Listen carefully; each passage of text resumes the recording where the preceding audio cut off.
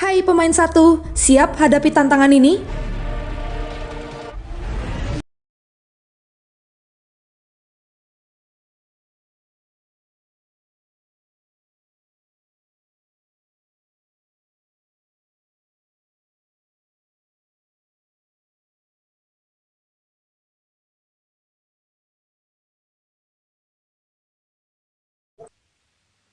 Halo, selamat siang saudara. Live Update kembali menjumpai Anda bersama dengan saya Nila Irda. Kami akan menyajikan beragam informasi dari berbagai daerah yang akan dilaporkan secara langsung oleh wartawan kami di lapangan. Inilah Live Update selengkapnya. Kita awali dengan informasi pertama, saudara. Kampung Rinca, Desa Pasir Panjang, Kecamatan Komodo, Kabupaten Manggarai Barat terendam air laut pasang pada Sabtu 24 Juli. Hal ini karena tanggul penahan ombak rusak karena hantaman gelombang Saroja pada awal April 2021 lalu, saat air laut pasang ratusan rumah warga terendam air laut hingga ke perkampungan. Kondisi tersebut diketahui dialami setidaknya oleh 3 dusun di sana. Kedalaman air laut bervariasi mulai dari mata kaki orang dewasa hingga 1 meter pada bagian timur perkampungan. Untuk mengetahui bagaimana informasi terkininya, telah tersambung bersama saya di sebelah sana wartawan Pos Kupang ada Gecio Viana. Halo, selamat siang Gecio. Gecio, selamat siang. Bisa dijelaskan ini kapan persisnya terendam banjir di wilayah Kampung Rinca ini dan sebenarnya apa penyebabnya?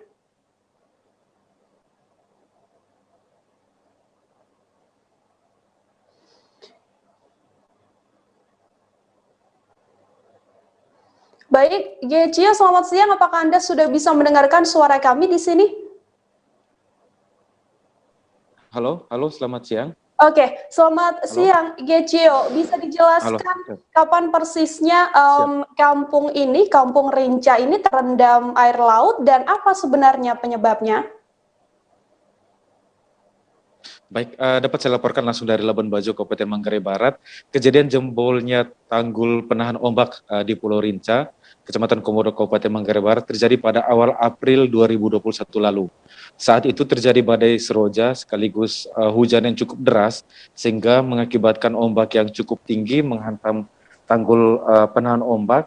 Selanjutnya, air yang cukup deras dari area pegunungan juga menghantam tanggul tersebut, sehingga tanggul yang dibangun pada tahun 2013 lalu mengalami kerusakan. Dampaknya bahwa seluas 300 meter tanggul mengalami kerusakan dan saat ini kondisi tersebut masih terjadi sampai saat ini. Pada saat kejadian, luas areal yang terendam sekitar 1.000 meter persegi, di mana itu terpusat di 3 dusun, di Dusun Bajo, Dusun Beringin Jaya, dan Dusun Beringin Baru. Sebanyak 126 rumah terendam air pada saat itu, dan tidak hanya ratusan rumah warga tersebut, ada juga 1 unit sekolah yang ikut terendam, 1 gedung PAUD, 1 gedung musola, 1 gedung sanggar budaya, 1 pustu, 1 aula kantor desa, dan juga kantor desa desa tersebut. Selain itu, sebanyak 5 sumur warga yang memiliki air tawar juga ikut terendam air laut. Demikian. Baik, Gecio, kemudian untuk menyikapi hal ini, apakah sudah ada tanggapan dari pihak pemerintah daerah setempat terkait keluhan dari sejumlah warga ini? Pasca kejadian, pemerintah Kabupaten Manggarai Barat melalui BPD Kabupaten Manggarai Barat telah turun melakukan survei ke lokasi. Survei itu juga meliputi pengecekan dan penghitungan luas areal terdampak serta estimasi biaya untuk perbaikan. Namun karena jumlah biaya yang dihitung cukup besar, sehingga Wakil Bupati Manggarai Barat Dr. Yohanes Weng memerintahkan kembali tim BPBD beserta tim dari Dinas PUPR untuk turun melakukan survei kembali untuk menghitung kembali tingkat kerusakan, sehingga intervensi untuk perbaikan nantinya di tanggul itu di beberapa titik yang sangat penting, sehingga dapat mengurangi air laut yang masuk ke area perkampungan saat air pasang. Demikian. Untuk aktivitas dari warga di Kampung Rinca Labuan Bajo ini sendiri seperti apa pasca lokasi atau mungkin kediaman mereka terendam air laut, Gajeo? Pasca kejadian hingga hari ini masyarakat masih menghadapi kondisi di mana perkampungan mereka itu terendam air laut saat jam pasang atau air laut yang meninggi. Masyarakat pun hanya hanya pasrah dengan keadaan tersebut. Terlebih saat ini mayoritas masyarakat di Pulau Rinca yang notabene-nya nelayan sulit untuk menjemur hasil tangkapan berupa ikan karena areal yang cukup luas dan strategis untuk menjemur ikan itu terendam air. Di lain sisi, saat ini masyarakat pun juga mengalami kesulitan akses air bersih, di mana tadi telah saya sampaikan, sebanyak 5 sumur yang sebelumnya memiliki air tawar, saat ini berubah menjadi sumur yang memiliki air asin. Sehingga kesulitan-kesulitan ini telah disampaikan kepada pemerintah kabupaten, dan masyarakat sangat berharap untuk keresahan atau kesemahan. Baik, saudara wartawan kami, Gecil tadi juga telah melakukan wawancara dengan warga dan juga kepala desa setempat. Untuk mengetahui bagaimana informasi selengkapnya, berikut liputannya untuk Anda. Yang terjadi sih air masuk terus rumah masyarakat kena semua. Itu dalamnya berapa meter? Dalamnya itu kalau bagian ujung ini mungkin 2 meter bisa mungkin dengan ujung ini. Kalau bagian kita di sana mungkin sekitar ya 60 cm bisa. Yang kita paling akhir di sini. Dampaknya kepada masyarakat dengan perumahan yang terendam air itu seperti apa? Kalau dampaknya Pak ya kayak orang-orang yang kayak jemur ikan apa segala macam terganggu semua. Terus kayak kita juga di rumah terus sudah tidak bisa jalan lagi tuh. Malas jalan karena air masuk. Sumber mata air juga yang Iya, sumber mata air juga air tahu jadi asin kayak tadi.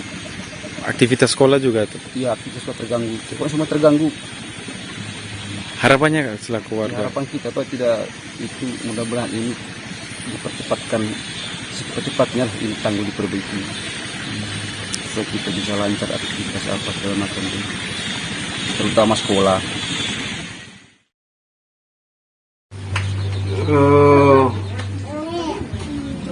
Kurang lebih 5 bulan. 5 bulan ya. Itu kenapa sampai kondisi begitu terjadi, Bapak? Terjadi kondisi seperti itu, gelombang besar dan hujan yang sangat besar sehingga mengakibatkan air dari atas gunung banjir sehingga ketemu dengan itu sehingga jebol itu tanggul. Dampaknya bagi masyarakat seperti apa? Kita lihat di sini juga ada areal sekolah. Masyarakat memang masyarakat pada saat itu kan sangat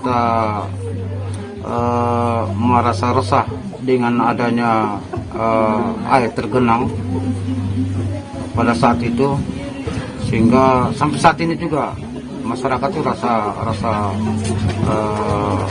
sangat kurang perhatian dengan itu air yang masuk, karena memang kami pemerintah desa juga berpikir karena masyarakat, rumah-rumah masyarakat sudah agak kemiring, sudah tuh sekolah jebol, hampir jebol kalau air ini masuk terus. Apakah sudah dilaporkan dan ada respon dari pemerintah daerah? Kali ke daerah.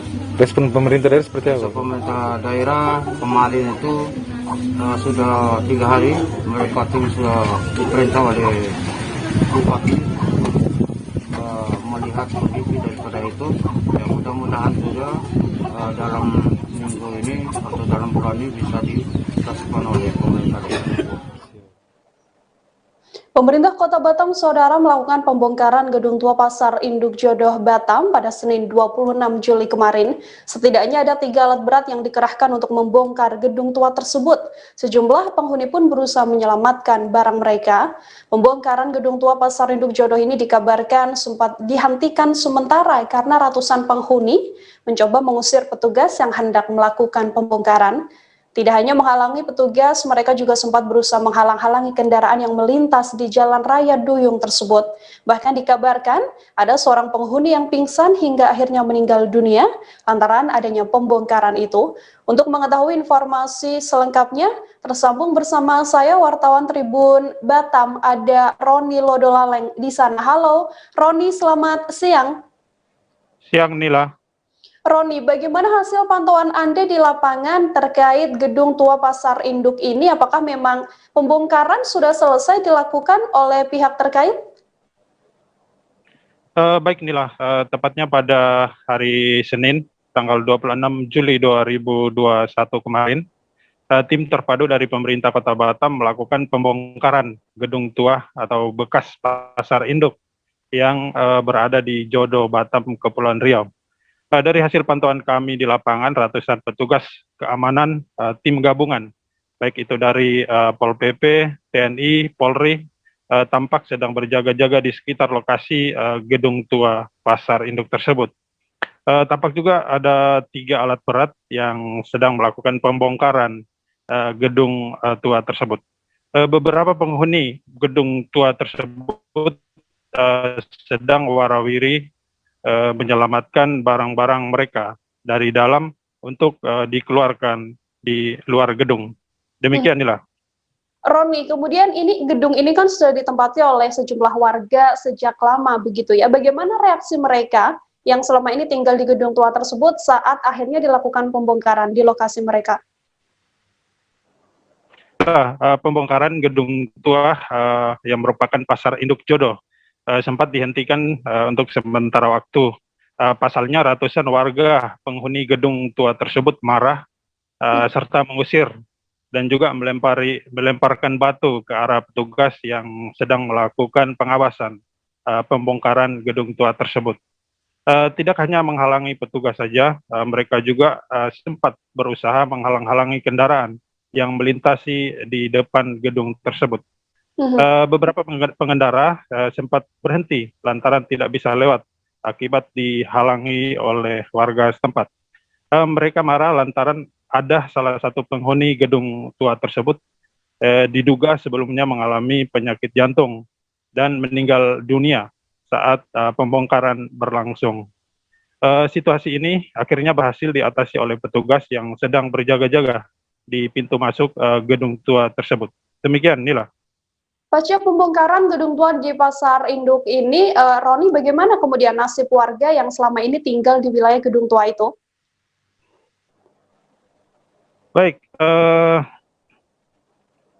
pasca dilakukan pembongkaran gedung tua Pasar Induk Jodo tersebut, puluhan masyarakat yang selama ini tinggal di gedung tersebut masih berada di Pasar Induk Jodo. Salah satu dari puluhan warga yang bernama Kaila saat ditemui Tribun Batam mengakui jika dirinya saat ini masih bingung harus pindah kemana. Hal ini diakibatkan karena ia bersama suami belum ada uang lebih yang bisa digunakan untuk membayar penginapan ataupun kos. Kaila juga tidak pernah melawan ataupun ingin pindah dari gedung tua tersebut. Hanya saja kondisi ekonomi yang membuat mereka tetap bertahan hidup di bekas gedung tua tersebut hingga hari ini. Ia berharap agar dalam situasi dan kondisi yang serba susah ini, pemerintah Kota Batam bisa membantu mereka paling tidak untuk makan dan tinggal selama 1 minggu ke depan sambil mencari tempat tinggal yang baru. Demikian, Nila. Untuk Kadis Disperindak Kota Batam sendiri menyikapi adanya pembongkaran gedung ini, responnya seperti apa, Roni? Baik, dari hasil wawancara kami bersama Kepala Dinas Perindustrian dan Perdagangan Kota Batam, yakni Gustian Riau, ia mengatakan bahwa sebelum dilakukan pembongkaran ini, sudah diberikan peringatan sebanyak 3 kali dalam kurun waktu yang sudah lama begitu. Menurutnya, ini murni hanya ingin dirobohkan dan ke depan akan diperuntukkan untuk membangun pasar induk 5 lantai dengan fasilitas umum dan lengkap serta tertata rapi. Gustian juga menceritakan kegiatan pembongkaran ini akan berlangsung selama 1 minggu ke depan dan peruntuhan gedung ini akan dilakukan setiap hari pada pukul 9 pagi hingga sore. Ketika sudah selesai dilakukan pembongkaran, maka selanjutnya gedung baru akan dibangun kembali pada tahun 2022 mendatang. Demikian, Nila. Baik, saudara, untuk mengetahui bagaimana salah satu pernyataan dari penghuni gedung Tua Pasar Induk Jodo ini, wartawan kami tadi juga telah melakukan wawancara. Berikut liputannya untuk Anda. Ada sih Pak. Iya kan Kak? Iya ada, tapi memang ada. Kami lemah duit Pak. Iya, nggak ada uang Pak. Oh, namun nggak ada uang jadi belum pindah. Kalau ada uang nggak mungkin kami tinggal di sini Pak. Oh gitu. Untuk malam ini rencana mau tidur di mana? Nggak tahu Pak. Belum tahu. Makanya untuk sewa hotel 1 hari 150 aja sambil cari kos ada di. Belum ada duit. Jadi bagaimana harapan Ibu kepada pemerintah? Ya kalau bisa ya dikasih lah Pak. Untuk masker, untuk makan, untuk sewa hotel ini kan kasihan anak kecil ya Pak. Panasan nggak ada tempat tidur. Suaminya nggak bekerja? Suaminya lagi cari mobil pickup untuk angkat barang. Oke. Bekerja perabotan lah Pak. Namanya kerja di pasar buah itu berapa sih Pak? Kok Ibu memilih tempat ini sebagai tempat tinggal gimana? Udah lama di sini. Oh, udah lama. Iya, dari nggak punya anak sampai punya anak. Iya. Jadi Ibu minta harapan bantuan begitu dari pemerintah? Ya, minta lah. Untuk apa? Untuk sewa kamar dulu lah. Untuk sewa kamar beberapa hari ke depan? Iya, biar anak saya bisa tidur. Kasihan kan Pak. Susah sekali Pak pengelolaan anak. Nama Ibu siapa? Namanya siapa Bu? Akila. Berarti malam ini belum tahu mau tidur di mana. Oh iya. Semoga pemerintah bisa mendengar keluhan Ibu ya. Kita beralih ke informasi selanjutnya, Saudara. Pangdam 9 Udayana Maijen TNI Maruli Simanjuntak memastikan pelaksanaan tracing, testing, dan juga isolasi mandiri terpusat berjalan dengan baik dan optimal di wilayah Bali. Upaya tracing dan juga testing ini dioptimalkan secara lebih masif pada orang yang kontak erat dengan pasien COVID-19. Nantinya pasien positif akan dipusatkan di tempat isolasi yang telah disediakan. Di wilayah Kodim 1609 Buleleng sendiri, Pangdam meninjau Puskesmas Buleleng 1 dan Asrama Mahasiswa Undiksa atau Universitas Pendidikan Ganesha. Di Buleleng terdapat ratusan Satgas Tracer terdiri dari TNI, Polri, Puskesmas, dan juga dari tenaga relawan COVID-19 Kabupaten Buleleng. Untuk mengetahui bagaimana informasi terkininya, tersambung bersama saya, wartawan Tribun Bali, ada Andrian Amur Wenogoro di sana. Halo, Andrian. Halo, siang Nila. Selamat siang, Andrian. Bisa dijelaskan apa yang kemudian sederet yang dilakukan oleh Kodam Udayana ini bersama dengan instansi terkait di Bali dalam upaya menekan laju penyebaran COVID-19 di masa PPKM ini? Ya baik, terima kasih Nila dan juga saudara. Dapat saya laporkan bahwa di Provinsi Bali ini saat ini masih menerapkan PPKM level 4 sebagaimana yang dicanangkan oleh pemerintah, yakni PPKM level 4 di Jawa dan Bali masih terus dilanjutkan untuk saat ini. Dan memang upaya-upaya atau sinergitas yang dilakukan oleh instansi-instansi di dalamnya seperti halnya Kodam Udayana, termasuk juga pemerintah Provinsi Bali dan juga aparat kepolisian dan instansi lainnya terus bersinergi untuk upaya penanggulangan COVID-19 di wilayah Bali. Dan tentunya berbagai hal dilakukan seperti pembagian sembako, namun juga di samping itu saat ini Kodam Udayana juga telah atau tengah menggencarkan upaya tracing atau juga testing dan juga isolasi mandiri terpusat yang dilakukan tersebar di seluruh wilayah Provinsi Bali ini, Nila.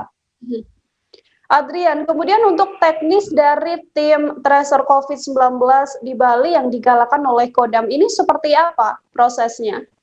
Ya baik Nila dan juga saudara, dapat saya jelaskan bahwa terkait teknis seperti apa upaya-upaya yang dilakukan oleh Kodam Udayana, yakni Kodam Udayana dalam upaya menggalakkan upaya tracing ini menggandeng instansi terkait lainnya seperti kepolisian, ya juga pemerintah daerah atau pemerintah desa setempat hingga ke level puskesmas. Jadi semua digandeng, semua bersinergi untuk menanggulangi COVID ini. Dan di mana Kodam Udayana nantinya akan men-tracer saat dari satu pasien terkonfirmasi positif, nantinya minimal ada 15 orang yang kontak erat yang akan ditelusuri oleh tim tracer yang telah dibentuk. Tim tracer ini dibagi menjadi dua kategori, yakni ada tim tracer digital dan juga tim tracer yang akan beroperasi di lapangan. Dan dapat saya jelaskan bahwa tim tracer digital ini terdiri dari TNI, Polri, dan juga surveillance dari puskesmas. Mereka akan melakukan tracing terhadap mereka yang terkonfirmasi positif maupun kontak erat, yakni melalui telepon langsung.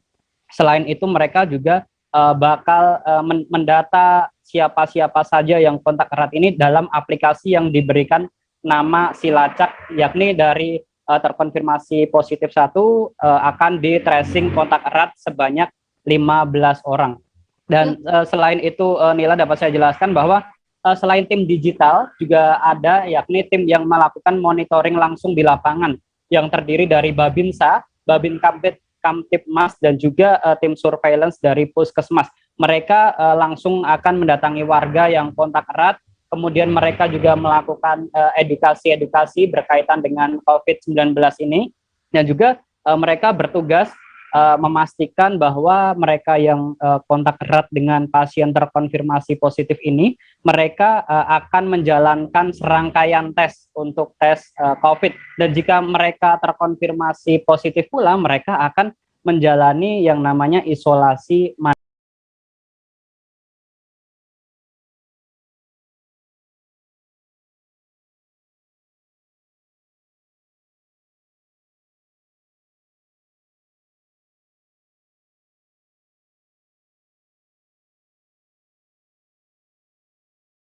mandiri terpusat, sebagaimana yang saat ini digalakkan oleh penyebar efektif dari virus COVID-19 ini. Nila.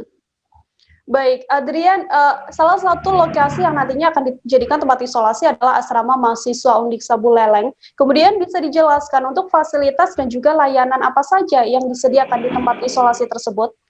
Ya, baik Nila dan juga saudara, dapat saya jelaskan bahwa di Bali sendiri salah satu wilayah yang kemarin sempat ditinjau oleh Pangdam Udayana, Maijen TNI Maruli Simanjuntak, yakni adalah asrama mahasiswa Undiksa. Memang Kodam di sini bekerja sama dengan pihak kampus dari Undiksa dan diizinkan oleh Rektor Undiksa untuk memanfaatkan sebuah asrama mahasiswa yang memang saat ini tengah kosong, yang untuk dimanfaatkan sebagai tempat isolasi mandiri terpusat oleh para pasien COVID-19 yang OTG ini. Dan Pangdam juga tentu sudah mematangkan, sudah menyiapkan segala sarana dan prasarana, termasuk fasilitas-fasilitas di dalamnya. Jadi masyarakat yang terkonfirmasi positif COVID ini juga tidak perlu khawatir karena mereka sangat begitu terjamin dalam selama melakukan masa isolasi mandiri terpusat di asrama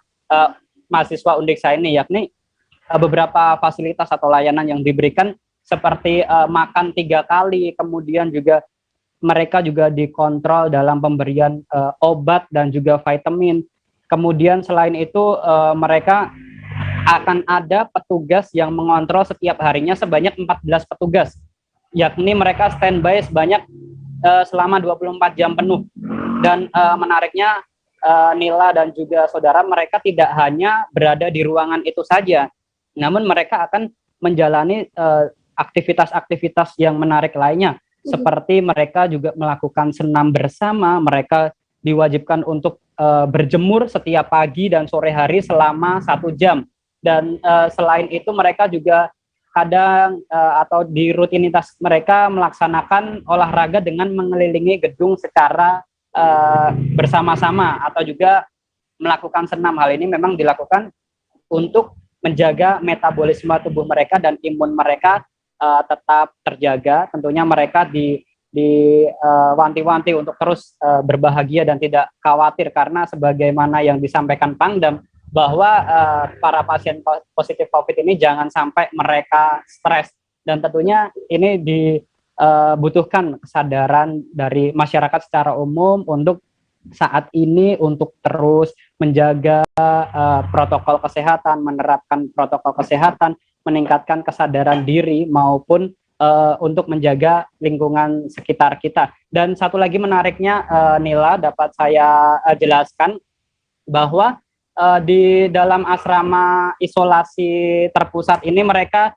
juga dibuatkan satu grup WhatsApp yang mereka aktif 24 jam, petugas melakukan monitor, dan seluruh pasien akan terdapat di dalam WhatsApp grup tersebut. Jadi mereka setiap ada keluhan atau ada aspirasi apa, mereka bisa langsung mengutarakan keluhan mereka di dalam grup WhatsApp tersebut, dan langsung akan direspons oleh petugas yang standby di lokasi, dan juga di situ juga ada dokter dan juga ambulans yang standby. Dan jika terjadi gejala-gejala yang menuju ke gejala sedang atau berat, maka mereka akan dirujuk ke rumah sakit. Dan Nila, dapat saya jelaskan bahwa asrama atau isolasi terpusat di asrama Undiksa ini telah berlangsung sejak tanggal 13 Juli, dan dari rentang 13 Juli hingga saat ini bahwa sudah ada sekitar 241 OTG yang dirawat di sana, dan 139 diantaranya sembuh, 5 pasien dirujuk ke rumah sakit, dan saat ini yang masih menjalani perawatan di lokasi tersebut terdapat 97 orang. Nila. Baik, artinya seluruh layanan dan juga fasilitas disediakan 24 jam, Saudara, untuk pasien OTG di asrama mahasiswa Undiksa Buleleng ini. Untuk mengetahui bagaimana keterangan resmi dari Pangdam Udayana, Majen TNI Maruli Simanjuntak, berikut liputannya untuk Anda. Sudah diputuskan oleh pusat supaya khususnya tentang tracing ini supaya dikoordinir oleh TNI Polri ya, dengan Dinas Kesehatan. Jadi hari ini saya mengecek di lapangan sampai sejauh mana mereka bisa lakukan selama ini, apa kendala-kendalanya, sehingga nanti mudah-mudahan beberapa hari ke depan kita bisa buat lebih efektif untuk kegiatan. Kenapa puskesmas Buleleng 1 ya? Bukan sebagai kluster ya, karena di Buleleng ini termasuk tinggi. Kita mau cek di sini di Denpasar juga termasuk tinggi. Jadi ada 3 tempat, Denpasar, Badung, dan Buleleng. Jadi kita coba di Denpasar kita sudah pantau, kita coba yang di Buleleng. Ada evaluasinya? Ya cuma ini efektif untuk mengelola tracernya ini mungkin kita akan coba tingkatkan sehingga bisa lebih efisien, lebih efektif, orang-orang tidak terlalu capek, bagiannya bagaimana, kumpulnya gimana, mungkin itu nanti udah itu aja. Ya. Ada alat baru katanya? Ya itu sih, nanti ini rencana kita ada sistem yang dinamain silacak itu, nanti akan ditaruh di Kodim.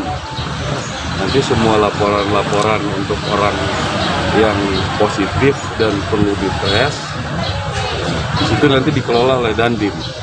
Kelompok-kelompoknya diatur bersama Puskesmas. Ini kelompok ini berangkat sini. Itu mudah-mudahan bisa jauh lah peningkatan untuk tracing. Yang seperti disampaikan oleh Presiden kan, masalah testing dan tracing kita harus tingkatkan sehingga tidak ada celah untuk. Sementara itu, Saudara, 1.000 personil gabungan terlibat dalam pengawasan PPKM level 4 di Kota Pekanbaru. Mereka melakukan pengawasan terhitung sejak Senin kemarin. Para personil gabungan ini melakukan pengawasan terhadap seluruh sektor dalam PPKM level 4 yang berlangsung hingga 2 Agustus mendatang. Wali Kota Pekanbaru sendiri menegaskan masyarakat harus mengikuti aturan dalam PPKM level 4 ini. Pemerintah kota pun sudah melakukan sosialisasi dan mengeluarkan surat edaran Wali Kota Pekanbaru terkait pedoman pelaksanaan PPKM level 4. Untuk mengetahui bagaimana informasi terkait penerapan PPKM level 4 di Pekanbaru ini, tersambung bersama saya ada Fernando Sikumbang di sebelah sana, wartawan Tribun Pekanbaru. Halo, selamat siang Fernando. Oke, selamat siang Nila.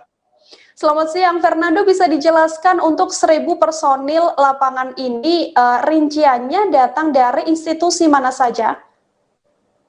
Oke Nila, kemarin sudah digelar pada Senin sore apel gelar siaga yang digelar langsung di halaman Mall Pelayanan Publik. Ada 1.000 personil yang sudah yang siap untuk melakukan pengawasan dan pengamanan selama penerapan PPKM level 4 di Kota Pekanbaru.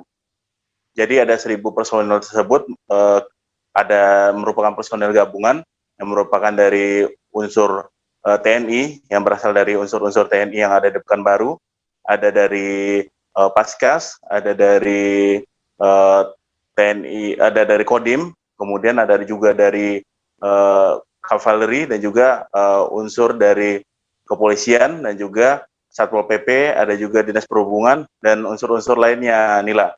Mereka semua bergabung di dalam apel kemarin. Begitu, Nila.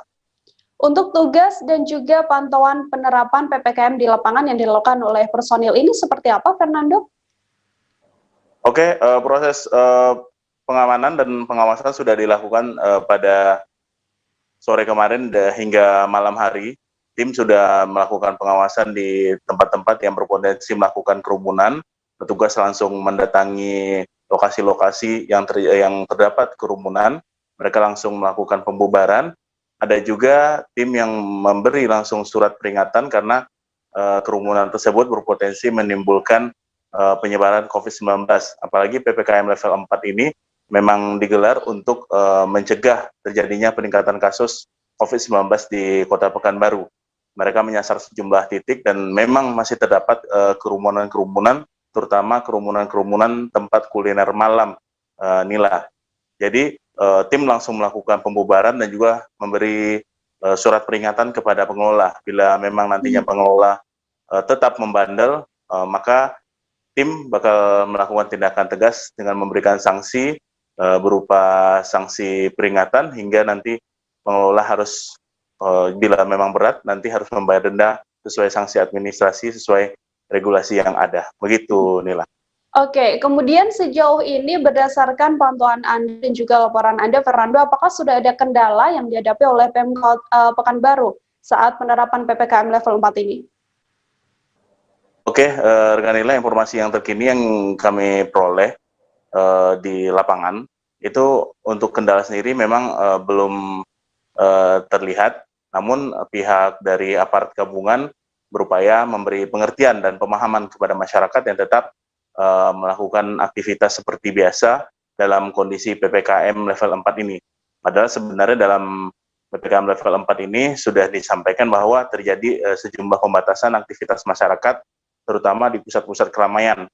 Mereka lebih banyak melakukan himbauan dan juga peringatan kepada pengelola yang enggan mengindahkan surat edaran dari pemerintah kota terkait penerapan PPKM level 2 yang bakal berlangsung, PPKM level 4 yang berlangsung hingga 2 Agustus mendatang. Begitu, Nila. Untuk Wali Kota Pekanbaru sendiri, imbauannya pada masyarakat seperti apa, Fernando? Oke, Nila. Kemarin sudah disampaikan oleh Wali Kota Pekanbaru, Firdaus. Beliau menyampaikan agar masyarakat tetap melakukan aktivitas, namun tetap mengikuti pembatasan-pembatasan yang ada. Apalagi dalam surat edaran tersebut memang cukup banyak pembatasan-pembatasan yang dilakukan, terutama di pusat keramaian. Ada sejumlah titik yang memang ruang publik yang harus ditutup sementara, juga pusat perbelanjaan seperti mal memang tutup secara menyeluruh. Namun untuk tempat kuliner memang bisa dibuka, namun pemerintah kota sudah menyampaikan bahwa masyarakat harus tetap mengikuti protokol kesehatan bila memang harus beraktivitas di luar rumah.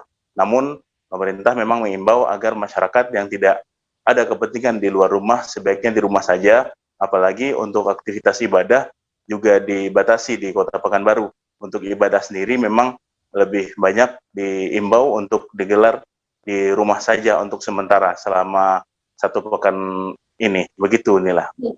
Untuk saat ini Fernando mungkin bisa dijelaskan perkembangan kasus COVID-19 di Kota Pekanbaru sendiri seperti apa informasinya?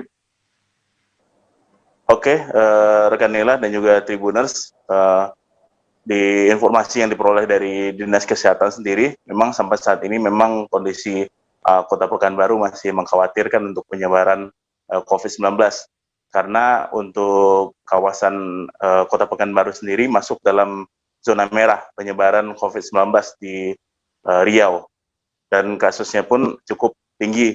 Hingga saat ini ada sekitar 65 kelurahan dari 83 kelurahan yang ada di Kota Pekanbaru masuk dalam zona merah COVID-19.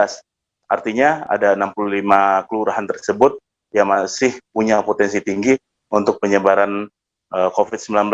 Maka pemerintah kota memang mengimbau agar masyarakat selama PPKM level 4 ini tidak terlalu banyak beraktivitas di luar rumah dan tidak terlalu banyak berinteraksi di luar untuk sementara guna mengoptimalkan PPKM level 4 ini.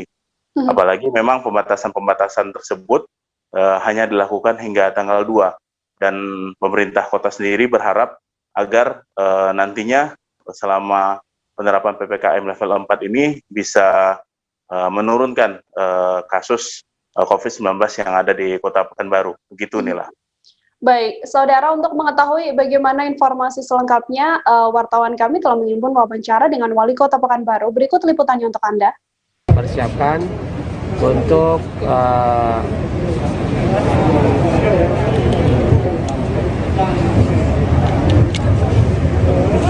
bagaimana kita bisa melaksanakan dan menyelenggarakan kebijakan dari pemerintah yang diinstruksikan oleh Bapak Presiden di dalam pencegahan COVID di Indonesia dan juga pemulihan ekonomi nasional.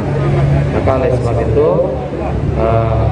aturan-aturan yang disampaikan oleh Bapak Presiden dalam pidato, arahan, dan kemudian juga keputusan-keputusan menteri teknis ini kita jadikan sebagai pedoman di dalam membuat pengaturan khususnya untuk PPKM di Kota Pekanbaru ini.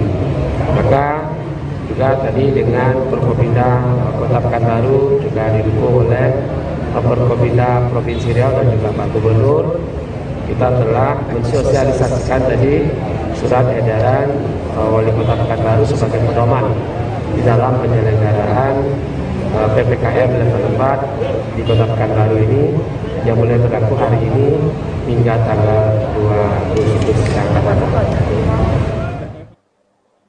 Kita beralih ke informasi lain, saudara. Sebanyak 25 personil gabungan disiapkan untuk mengevakuasi 500 penumpang KM Tidar yang kandas di Pelabuhan Laut Namlea Kabupaten Buru, Maluku. Kasat Polairut Polres Pulau Buru mengatakan pihaknya menerjunkan 6 personil dan juga 19 lainnya dari instansi gabungan, yakni Samapta Sabara, Dinas Perhubungan Kabupaten Buru, dan juga petugas Pelni. Saat ini sejumlah persiapan dilakukan, salah satunya dengan berkoordinasi bersama instansi terkait untuk segera melakukan evakuasi penumpang. Adapun transportasi laut yang digunakan adalah KM Boneanti. Untuk mengetahui informasi terkininya terkait kandasnya KM Tidar ini, telah tersambung bersama saya, wartawan Tribun Ambon, ada Andi Papalia di sana. Halo Andi. Ya, halo Nila dan Tribuners. Andi, bisa diinformasikan untuk kapan pastinya atau kapan tepatnya KM Tidar ini kandas di Pelabuhan Laut Namlea Kabupaten Buru. Kemudian, apakah saat ini sudah diketahui, Andi, apa penyebab kandasnya kapal tersebut? Ya, Nila. Untuk kandasnya KM Tidar di Pelabuhan Namlea itu sejak kemarin pukul 12.30 setelah KM Tidar ini bertolak dari Pelabuhan Namlea menuju Pelabuhan Yosudarso Ambon. Terus terkait dengan kandasnya KM Tidar ini, menurut menurut Kapten kapal KM Tidar ini kandasnya KM Tidar ini akibat dari cuaca yang memang agak sedikit buruk, lalu kemudian ada juga kekurangan terkait dengan rambu-rambu kelautan. Ya kembali. Untuk total penumpang yang berada di kapal tersebut, sudahkah ada informasi lengkapnya, Andi? Ya, untuk penumpang KM Tidar sendiri saat ini telah dilakukan evakuasi oleh sejumlah personil gabungan dari Polairut Polres Pulau Buru, kemudian ada juga perhubungan dari anggota KPLP dan juga TNI Bilas. Untuk proses evakuasi penumpang ini sendiri mungkin bisa digambarkan prosesnya seperti apa yang dilakukan oleh tim gabungan, Andi?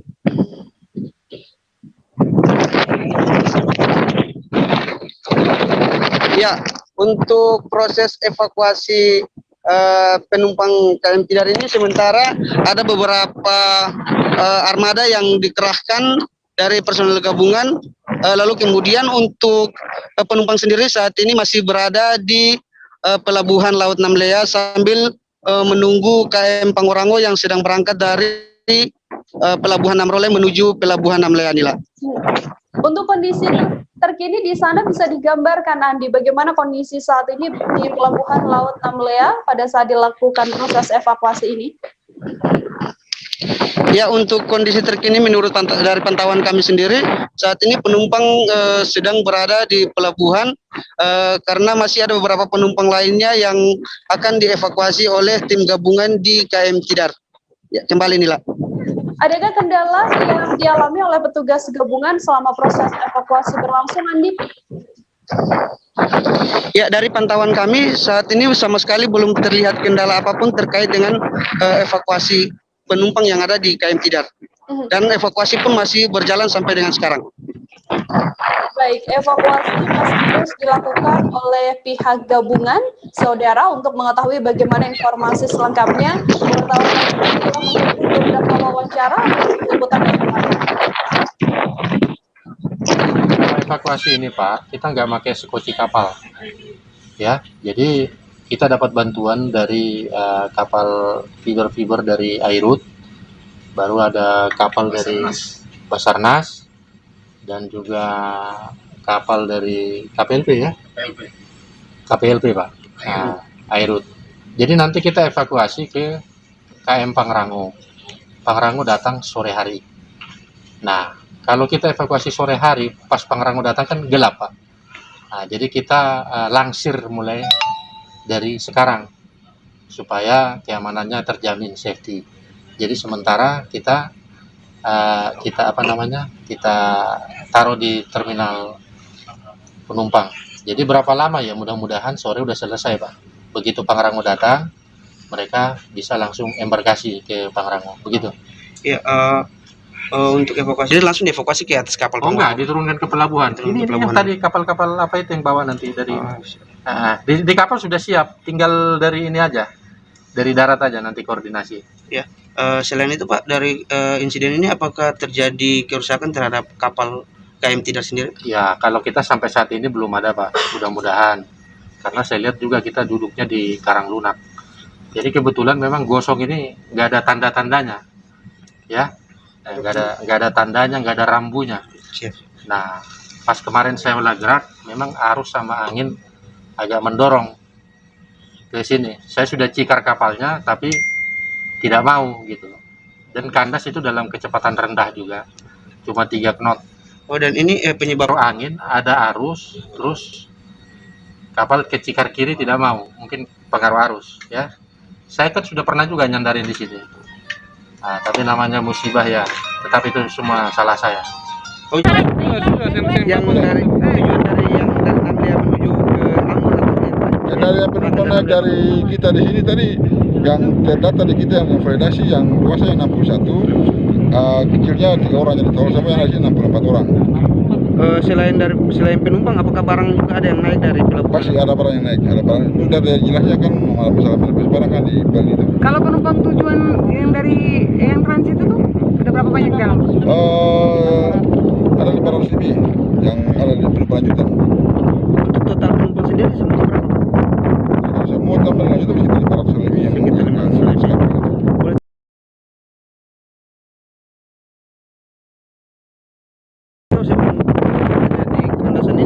itu kapalnya tujuan dari mana Pak?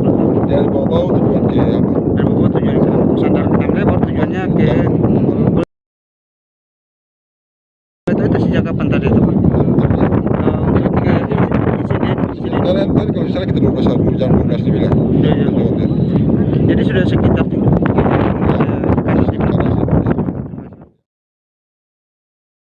dengan evakuasi penumpang KM Tidar ini, kira-kira dari tindakan Polres Pulau Buru seperti apa? Kami berkoordinasi dengan pihak pelabuhan, TNI, kemudian dengan rekan-rekan TNI, dengan rekan-rekan SAR. Kita menyiapkan langkah-langkah untuk nanti membantu kegiatan evakuasi penumpang KM Tidar ini dari kapal menuju ke pelabuhan sebelum nanti digeser dari pelabuhan menuju kapal yang disiapkan oleh TNI untuk meneruskan perjalanan ke tujuan masing-masing. Ya, sejauh ini kesiapan dari Polres Buru seperti apa? Kami menyiapkan 4 kapal polair yang kapasitas per kapalnya itu mungkin sekitar 20 sampai 30 orang. Itu kemudian kami menyiapkan juga peralatan SAR dan menyiapkan personil, termasuk kita menyiapkan tenda-tenda untuk antisipasi penumpang harus menunggu sampai dengan kapal yang disiapkan itu siap untuk berangkat. Selain untuk armada dan juga tenda, mungkin ada logistik yang perlu disiapkan atau bagaimana? Kita berkoordinasi dengan PLNI, dengan pelabuhan, juga dengan pemerintah daerah terkait penyiapan petugas kesehatan, petugas medis, karena ini juga berkaitan dengan keselamatan penumpang. Kita menyiapkan petugas medis, kemudian kita juga menyiapkan berkoordinasi untuk menyiapkan hal-hal yang berhubungan dengan makanan maupun air minum. Ya, harapan Pak Kapolres sendiri terkait dengan insiden ini gimana Pak? Ya, harapan kita evakuasi bisa berjalan dengan lancar, kemudian semua penumpang selamat dan bisa kita arahkan untuk meneruskan perjalanan ke tujuan masing-masing. Kami jeda sejenak saudara, setelah ini masih akan ada beragam informasi lain untuk Anda, tetap di Live Update. Oke, apa kabar Bang Arif di sini untuk strateginya? Kalau saya sendiri di Gimik 37 ini yang semalam baru mulai, saya udah sebenarnya aku nggak ngerasa itu penangkapan atau penggerebegan atau apapun itu, karena gitu posisinya kriteria. Jadi kita mengenal disebut dengan stroke yang tidak berdarah dengan stroke yang berdarah. Stroke yang tidak berdarah itu biasanya ditandai dengan adanya penyumbatan. Kalau itu penyumbatan di sini mungkin pikirnya tidak ke situ kali ya, tapi kalau di Korea atau di Kamboja itu ada beberapa paper yang saya itu mas, ya dulunya tukang koran. Oh gitu ya, tukang koran. Ya saya baca itu Pak. Tuh kan pernah baca kan? Ya. Jadi kalau saya jadi tanggal itu udah bersyukur banget. Si anak ini dijadikan sebagai tersangka begitu. Ya, kalau ini kita bicara yang di luar kasus Sebelum Ombo ya. Dengan nama hujan shower, di mana terdapat batas jelas antara daerah hujan dan tidak hujan yang biasanya terjadi pada fase awal master stage atau tahap berbahaya itu Kang. Jadi mulai artinya terjadinya perlembekan. Nah itu untuk penetrasi akan sulit gitu ya. Dok, saya ini menurut saya memang tidak mudah, bukan urusan tanah diambil. Kalau misalnya Amerika Serikat sekarang, Rasulullah mengatakan dalam sebuah hadis bahwa berpuasa di 6 hari Syawal itu. Oke, apa kabar Bang Arif di sini untuk strateginya? Kalau saya sendiri di Gimik 37 ini yang semalam baru mulai, saya udah sebenarnya aku nggak ngerasa itu penangkapan atau penggerebegan atau apapun itu, karena gitu posisinya kriteria. Jadi kita mengenal disebut dengan stroke yang tidak berdarah dengan stroke yang berdarah. Stroke yang tidak berdarah itu biasanya ditandai dengan adanya penyumbatan. Kalau itu penyumbatan di sini mungkin pikirnya tidak ke situ kali ya, tapi kalau di Korea atau di Kamboja itu ada beberapa paper yang saya itu mas, ya dulunya tukang koran. Oh gitu ya, tukang koran. Ya saya baca itu pak. Tuh kan pernah baca kan? Ya. Jadi kalau saya jadi tangga itu udah bersyukur banget. Si anak ini dijadikan sebagai tersangka begitu. Ya kalau ini kita bicara yang di luar kasus Sebongombo ya, dengan nama hujan shower, di mana terdapat batas jelas antara daerah hujan dan tidak hujan yang biasanya terjadi pada fase awal master stage atau tahap berbahaya dewasa. itu Kang.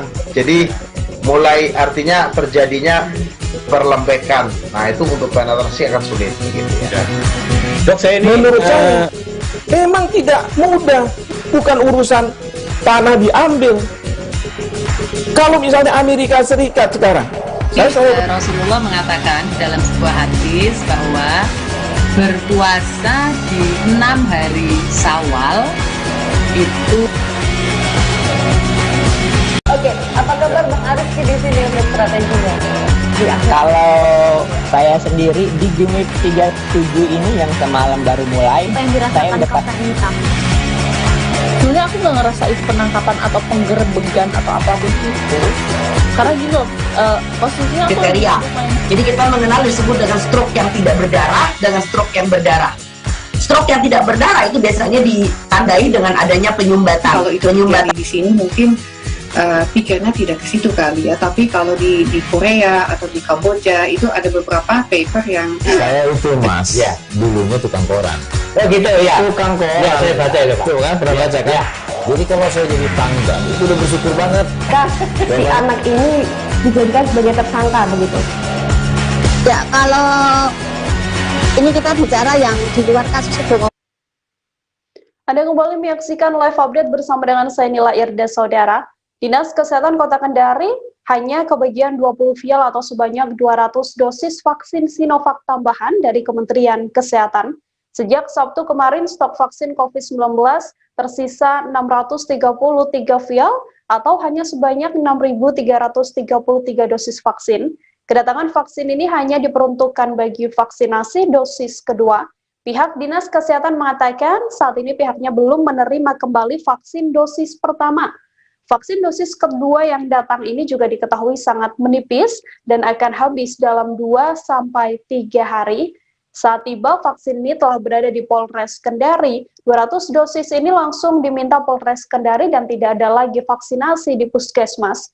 Bagaimana informasi terkininya terkait hal ini telah tersambung bersama saya, wartawan Tribun News Ultra. Ada Sri Rahayu di sana. Halo, selamat siang Rahayu.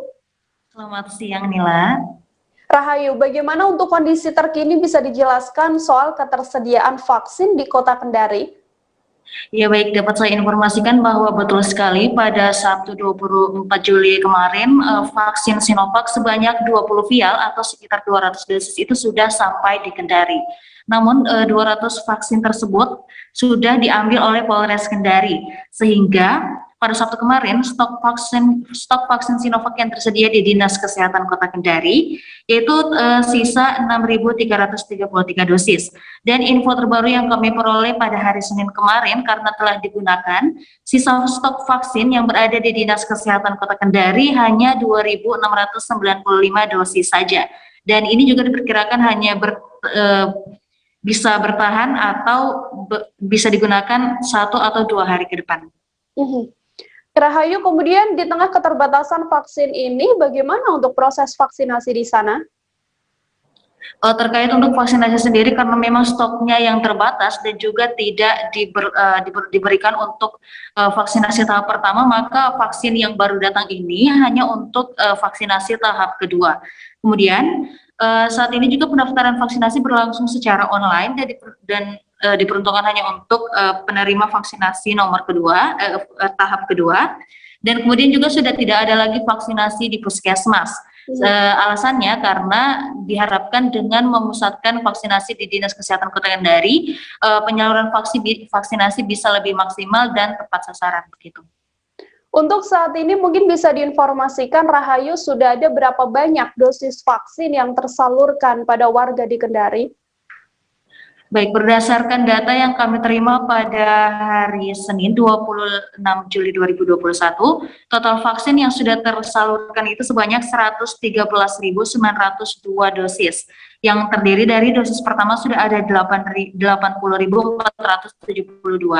sedangkan untuk dosis kedua sudah mencapai 33.430. Untuk tanggapan dari warga sendiri, Rahayu, seperti apa? Ini kan vaksinasi kian menipis, padahal banyak sekali antusiasme warga yang mungkin ingin mendapatkan vaksin.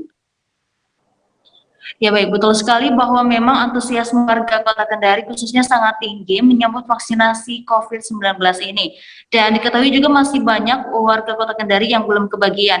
Mereka mengaku sedih karena tidak kebagian vaksinasi tahap pertama dan memang mengaku kenapa baru sekarang mau melakukan vaksinasi, karena memang edukasi atau pengetahuannya baru mereka dapatkan sekarang tentang apa sih kegunaan vaksin tersebut dan kenapa juga tidak dari dulu-dulu, karena memang mereka masih kerap termakan berita-berita bohong atau berita-berita buruk mengenai vaksinasi. Namun saat ini mereka bisa bersabar dan menunggu sampai stok vaksin untuk penerima vaksin pertama bisa mereka terima. Kemudian juga untuk vaksinasi untuk anak-anak, Dinas Kesehatan juga belum melakukan hal tersebut karena memang mengakui belum mendapatkan stok vaksinasi untuk anak-anak.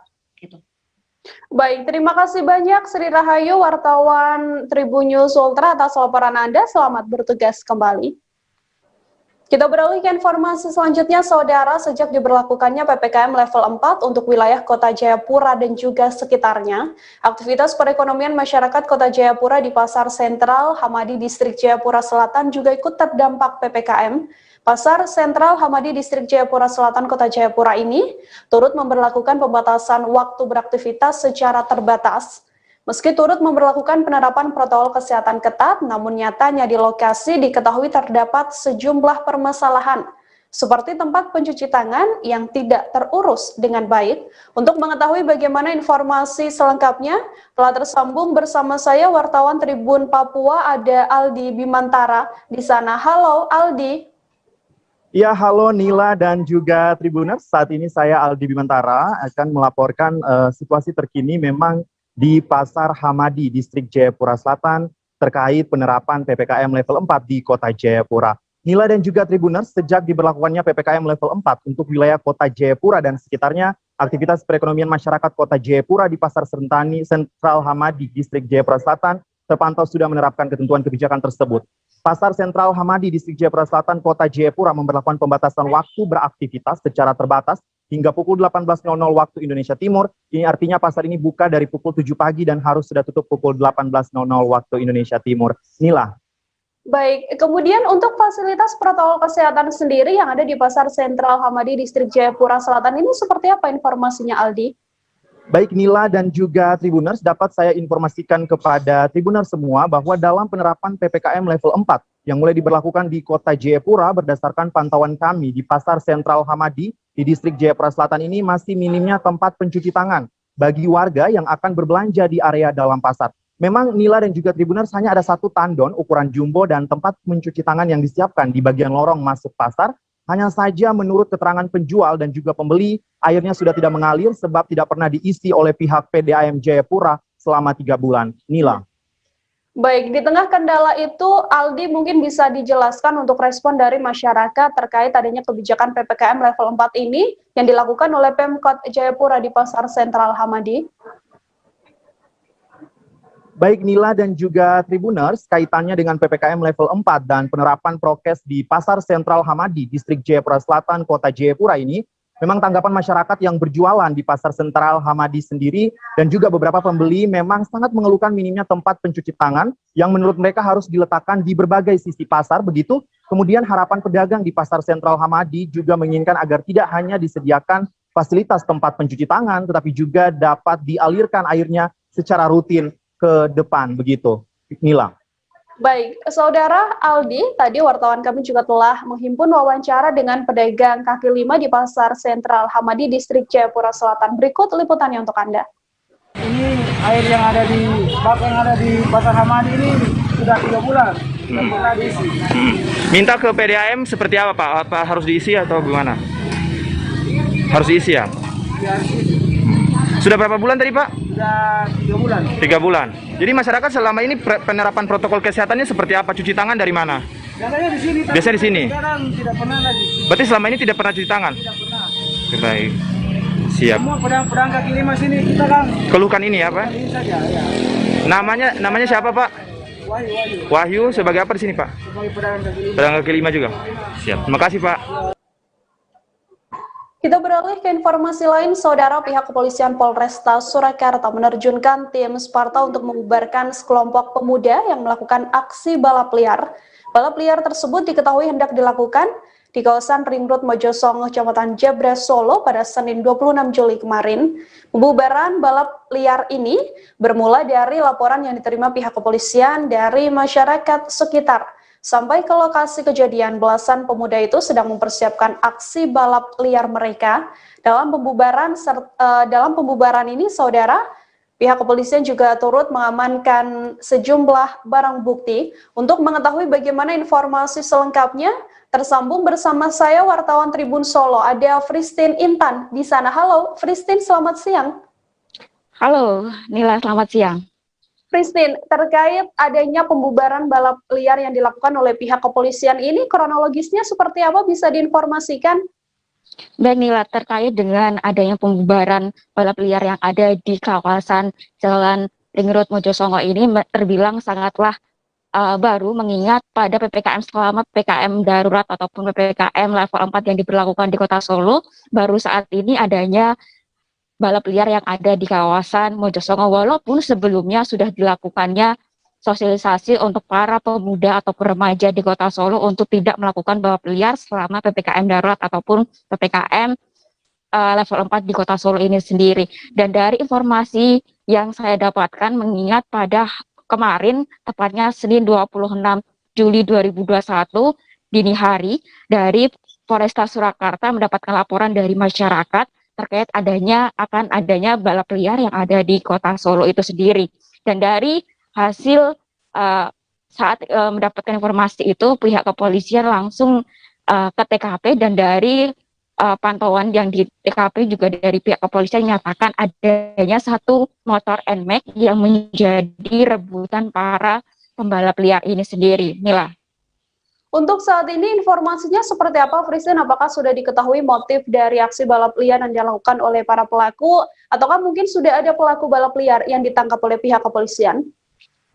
Baik Nila, untuk pelaku dari balap liar ini sendiri totalnya ada 16 pemuda di Kota Solo, dan dari untuk umurnya belasan juga. Jadi dari 16 pemuda itu sendiri, saat ditanya oleh pihak kepolisian akan motif dari balap liar itu sendiri, mengingat pada hari itu terjadi PPKM ataupun PPKM level 4, dan dari keterangan para pelaku itu sendiri mengingat adanya iming-iming untuk mendapatkan satu motor NMAX yang menjadi perebutan saat melakukan balap liar di Jalan Ring Road Mojosongo itu sendiri. Inilah. Baik, untuk tindakan hukum yang dijatuhkan pada pelaku balap liar ini apa, Fristin? Baik, setelah dilakukannya olah TKP di kejadian, saat itu 16 pemuda itu langsung dikirim ke Mako 1 Polresta Surakarta dan dilakukannya pendataan. Saat dilakukannya pendataan, diketahui bahwa seluruh 16 pemuda itu di bawah umur, sehingga dilakukannya pembinaan oleh pihak kepolisian dan dipanggil juga orang tua dari 16 pemuda itu sendiri. Setelah dilakukannya pembinaan dan pemanggilan pihak orang tua, pihak Polresta Surakarta melakukan tilang terhadap 16 pemuda itu sendiri, dan juga ada 10 motor yang ada di lokasi juga diamankan, dilakukan proses tilang. Baik, Nila. Tilang dijatuhkan pada para pelaku balap liar ini. Oke, terima kasih banyak Fristin, wartawan Tribun Solo, atas laporan Anda. Selamat bertugas kembali, Fristin. Kita beralih ke informasi lain, saudara. Pengendara dan juga warga di Kecamatan Singkawang Timur, Kota Singkawang, Provinsi Kalimantan Barat mengeluhkan kondisi jalan rusak yang berada di wilayah mereka. Jalan rusak yang sudah cukup parah ini sudah seringkali menyebabkan kecelakaan. Pasir dan juga debu di jalan juga mengganggu pengendara kendaraan roda 2 dan juga mengganggu kesehatan pernapasan warga sekitar. Bagaimana informasi lengkapnya? Telah tersambung bersama saya wartawan Tribun Pontianak, ada Rizky Kurnia di sebelah sana. Halo, selamat siang Rizky. Ya baik, selamat siang Nila. Selamat siang Rizky, untuk kondisi di Jalan Raya Singkawang sendiri ini seperti apa kondisinya? Mungkin bisa digambarkan? Baik, jadi memang untuk kondisi Jalan Raya Singkawang Bengkayang di Kecamatan Singkawang Timur, Kota Singkawang, Kalimantan Barat saat ini memang sudah sangat memprihatinkan karena sudah bertahun-tahun, bahkan sudah belasan tahun dikeluhkan oleh warga sekitar serta para pengendara yang melintas dan menggunakan ruas jalan tersebut. Nah, untuk kondisi jalan yang rusak ini sudah seringkali menyebabkan pengendara roda 2 hingga roda 4 dan di atasnya mengalami kesulitan saat melintas akibat lubang-lubang yang terlalu dalam pada badan jalan. Nah, di kala musim hujan, genangan hujan juga menyebabkan lubang pada jalan tertutupi air sehingga pengendara harus lebih ekstra berhati-hati untuk memilih jalan dengan lubang yang tidak begitu dalam. Nah, kecelakaan paling sering terjadi pada kendaraan truk bermuatan, di mana sebagian besar truk mengalami ban amblas akibat lubang di jalan, bahkan ada pula truk yang terguling akibat salah satu ban pada truk terperosok di lubang. Nah, seringkali pula pengendara roda 2 terjatuh akibat roda kendaraannya menabrak lubang, dan kejadian ini paling sering terjadi kepada para pengendara wanita, khususnya para ibu-ibu.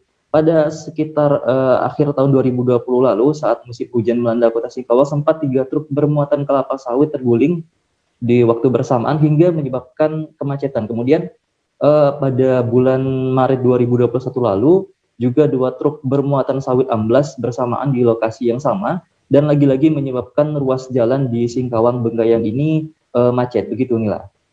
Rizky, kemudian untuk upaya dari pemerintah mengatasi keluhan dari masyarakat terkait jalan rusak ini, apakah sudah ada?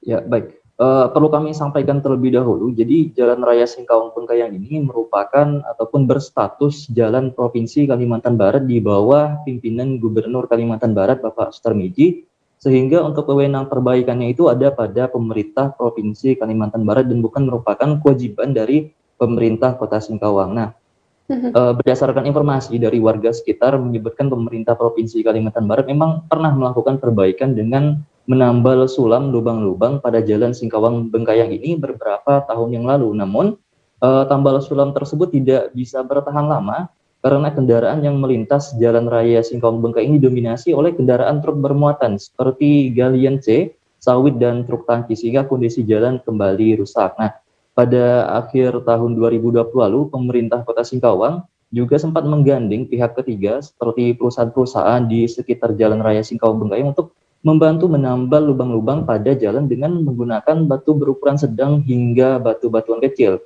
Bahkan jajaran dari Satlantas Polres Singkawang bersama Polsek Singkawang Timur dan komunitas truk Mania West Borneo atau TMWB juga membantu menambal lubang-lubang pada jalan dengan batu-batuan tersebut. Namun tambal ini juga tidak bisa bertahan lama dan jalan kembali rusak. Seperti itu Nila. Artinya sejauh ini perbaikan yang dilakukan oleh pihak dari Polres Singkawang dan juga pemerintah Kota Singkawang. Lalu untuk pemerintah Provinsi Kalimantan Barat sendiri seperti apa informasinya Rizky? Apakah memang sudah ada rencana untuk memperbaiki Jalan Raya Singkawang Bengkayang ini sepenuhnya dan tidak hanya ditambal saja? Nah, berdasarkan informasi yang kami terima dari Wali Kota Singkawang, Ibu Caicu ini, beberapa waktu lalu memang pemerintah Provinsi Kalimantan Barat ini berencana untuk melakukan perbaikan jalan di Jalan Raya Singkawang Bengkayang ini. Nah, berdasarkan informasi dari Ibu Caicu ini, pada April 2021 lalu, pemerintah Provinsi Kalimantan Barat sudah menggelar tender untuk perbaikan jalan tersebut dengan menganggarkan senilai 20 miliar untuk perbaikan jalan ini. Namun, berdasarkan pantauan kami di lapangan, sejak tender dimulai hingga saat ini di akhir Juli ataupun 3 bulan setelahnya, belum nampak adanya tanda-tanda untuk perbaikan Jalan Raya Singkawang Bengkayang ini. Nah, sementara masyarakat di sana, khususnya Kecamatan Singkawang Timur, sudah sangat mengharapkan perbaikan akses utama penghubung Kota Singkawang dan Kabupaten Bengkayang ini. Begitu Nila. Baik, Rizky Kurnia, wartawan Tribun Pontianak, terima kasih banyak atas informasi Anda. Selamat bertugas kembali. Ya, terima kasih Nila. Kita jeda sejenak saudara, masih akan ada beragam informasi lain untuk Anda. Tetap di Live Update. Oke, apa kabar Bang Arif di sini untuk strateginya? Kalau saya sendiri di Gimik 37 ini yang semalam baru mulai, saya udah Sebenarnya aku nggak ngerasa itu penangkapan atau penggerebekan atau apapun itu. Karena gini loh, posisinya aku kriteria. Jadi kita mengenal disebut dengan stroke yang tidak berdarah dengan stroke yang berdarah. Stroke yang tidak berdarah itu biasanya ditandai dengan adanya penyumbatan. Kalau itu penyumbatan di sini mungkin pikirnya tidak ke situ kali ya, tapi kalau di Korea atau di Kamboja itu ada beberapa paper yang saya itu mas ya dulunya tukang koran. Oh gitu ya, tukang koran ya, saya baca itu Pak. Tuh kan pernah baca kan ya. Jadi kalau saya jadi tanggal itu udah bersyukur banget si anak ini dijadikan sebagai tersangka begitu ya. Kalau ini kita bicara yang di luar kasus Situbondo ya, dengan nama hujan shower, di mana terdapat batas jelas antara daerah hujan dan tidak hujan yang biasanya terjadi pada fase awal mature stage atau tahap berbahaya itu Kang. Jadi mulai artinya terjadinya perlembekan. Nah itu untuk penetrasi akan sulit gitu ya. Dok, saya ini menurut saya memang tidak mudah, bukan urusan tanah diambil. Kalau misalnya Amerika Serikat sekarang, Rasulullah mengatakan dalam sebuah hadis bahwa berpuasa di 6 hari Syawal itu.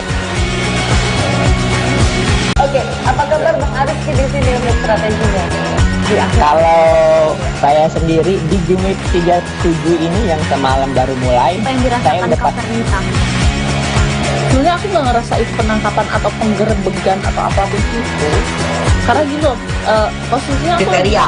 Jadi kita mengenal disebut dengan stroke yang tidak berdarah dengan stroke yang berdarah.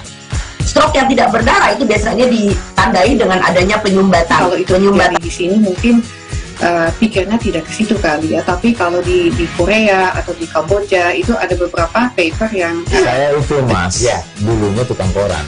Oh gitu ya, tukang koran ya, saya baca itu Pak. Tuh kan pernah baca kan ya.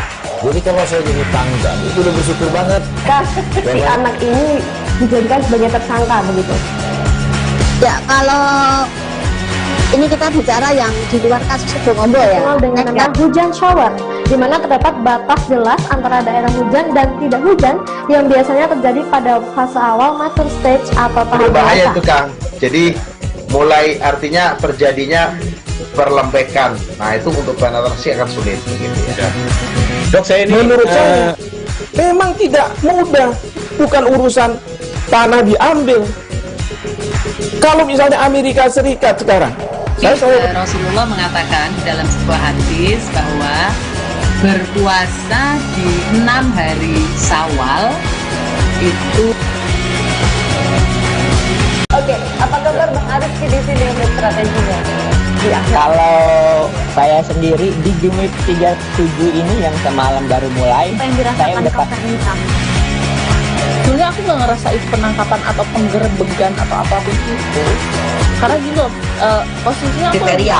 Jadi kita mengenal disebut dengan stroke yang tidak berdarah dengan stroke yang berdarah. Stroke yang tidak berdarah itu biasanya ditandai dengan adanya penyumbatan. Kalau itu penyumbatan di sini mungkin pikirnya tidak ke situ kali ya, tapi kalau di Korea atau di Kamboja itu ada beberapa paper yang saya itu mas ya dulunya tukang koran. Oh gitu ya, tukang koran ya, saya baca itu Pak. Tuh kan pernah baca kan ya. Jadi kalau saya jadi tanggal itu udah bersyukur banget si anak ini dijadikan sebagai tersangka begitu ya. Kalau ini kita bicara yang di luar kasus Situbondo ya, dengan nama hujan shower, di mana terdapat batas jelas antara daerah hujan dan tidak hujan yang biasanya terjadi pada fase awal mature stage atau tahap berbahaya itu Kang. Jadi mulai artinya terjadinya perlembekan. Nah itu untuk penetrasi akan sulit gitu ya. Dok, saya ini menurut saya memang tidak mudah, bukan urusan tanah diambil. Kalau misalnya Amerika Serikat sekarang, Rasulullah mengatakan dalam sebuah hadis bahwa berpuasa di 6 hari Syawal itu. Oke, apa kabar Bang Arif di sini untuk strateginya? Ya, kalau saya sendiri di Gimik 37 ini yang semalam baru mulai, saya dapat sebenarnya aku nggak ngerasa itu penangkapan atau penggerebekan atau apapun itu. Karena gini loh, posisinya kriteria. Jadi kita mengenal disebut dengan stroke yang tidak berdarah dengan stroke yang berdarah. Stroke yang tidak berdarah itu biasanya ditandai dengan adanya penyumbatan. Kalau itu penyumbatan di sini mungkin pikirnya tidak ke situ kali ya, tapi kalau di Korea atau di Kamboja itu ada beberapa paper yang saya itu mas, ya dulunya tukang koran. Oh gitu ya, tukang koran. Ya saya baca itu Pak. Tuh kan pernah baca kan? Ya. Jadi kalau saya jadi pangdam itu udah bersyukur banget. Si anak ini dijadikan sebagai tersangka begitu. Ya kalau ini kita bicara yang di luar kasus Situbondo ya, dengan nama hujan shower, di mana terdapat batas jelas antara daerah hujan dan tidak hujan yang biasanya terjadi pada fase awal master stage atau tahap bahaya itu Kang. Jadi mulai artinya. Terima kasih Anda masih menyaksikan live update bersama dengan saya Nila Irda. Mega proyek bangunan gapura gerbang pintu masuk menuju Kabupaten Panukal Aba Plematang Ilir atau Pali perbatasan dengan Kabupaten Muara Enim Provinsi Sumatera Selatan dipersoalkan warga. Meski termasuk bangunan yang tampak megah, namun di lokasi tersebut rawan tindak kejahatan seperti begal dan juga pencurian pada malam hari. Gapura dengan model tanjak ini diketahui dibangun dengan dana APBD Pali tahun 2020 dengan anggaran setidaknya 1,9 miliar. Namun pada malam hari lokasi tersebut minim penerangan, padahal lokasi ini digadang-gadang menjadi salah satu ikon bumi Serepat Serasan ini. Untuk mengetahui bagaimana informasi terkininya, tersambung bersama saya wartawan Sripo, ada Regan di sana. Halo Regan, selamat siang. Halo, siang Nila. Selamat siang Regan, untuk kondisi terkini bisa digambarkan dari lokasi pembangunan gapura Kabupaten Pali ini seperti apa? Baik, terima kasih Nila. Tribuners, dapat kami sampaikan bahwa di lokasi pembangunan gapura gerbang batas yang menjadi penanda wilayah masuk menuju Kabupaten Pali, saat ini sebenarnya sudah rampung dikerjakan oleh pihak pelaksana atau pihak ketiga. Namun demikian, di lapangan tak sedikit hal yang dipersoalkan warga lantaran pengerjaan konstruksinya tak sesuai dengan detail engineering design. Semula yang ada lampu penerangan cahaya, di mana saat ini sekitar lokasi penerangan hanya ditopang beberapa lampu jalan dan toko-toko wiralaba, sehingga di lokasi kerap terjadi aksi tindak kriminalitas.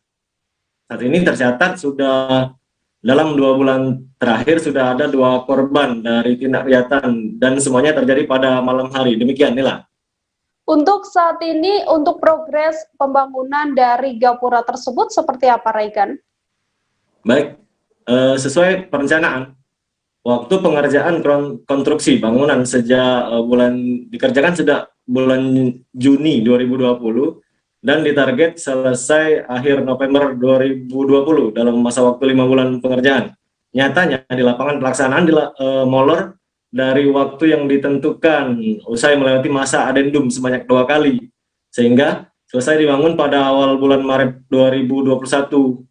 Nah, meskipun demikian, megahnya bangunan gapura atau gerbang batas pintu masuk bumi Serepat Serasan ini nampak seperti tidak ada kehidupan pada waktu malam hari. Inilah.